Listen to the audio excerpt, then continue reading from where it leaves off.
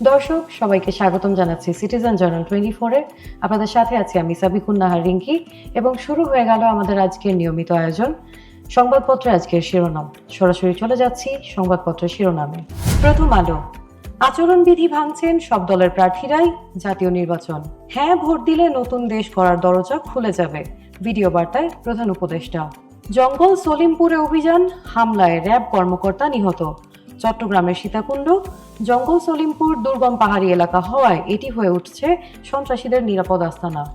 যুগান্তর, অভিযোগ পাল্টা অভিযোগ, চাপের মুখে নির্বাচন কমিশন। রিকশা চালকদের সড়ক অবরোধে ভোগান্তি। সমুদ্রের তলদেশ দিয়ে তেল পরিবহন, ৮,০০০ কোটি টাকার প্রকল্প এখন গলার কাটা। সমকাল, ভোটে আটকানো যায়নি ৪৫ ঋণ খেলাপিকে, উচ্চ আদালতের স্থগিতাদেশ নিয়ে প্রার্থী ৩০ জন। সন্ত্রাসী হামলায় র্যাব সদস্য নিহত। গণভোটে অংশ নিয়ে হ্যাঁতে সিল দিন ডক্টর ইউনূস।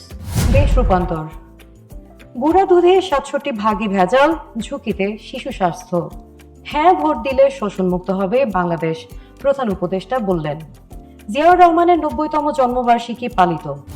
কালের কণ্ঠ, হেভিওয়েটরা কে কার মুখোমুখি, এনসিপির সঙ্গে বৈঠকে ডক্টর ইউনূস, নির্বাচনে পক্ষপাতিত্বের সুযোগ নেই।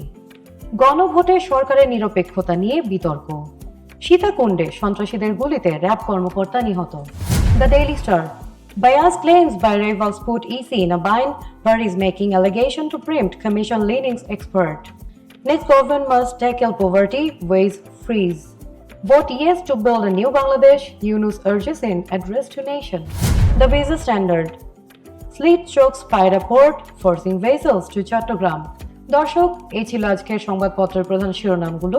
ফলো করুন আমাদের ফেসবুক পেজ এবং ইউটিউব চ্যানেল এবং আরো বিস্তারিত জানতে ভিজিট করুন আমাদের ওয়েবসাইট www.citizenjournal24.com। সবাইকে ধন্যবাদ।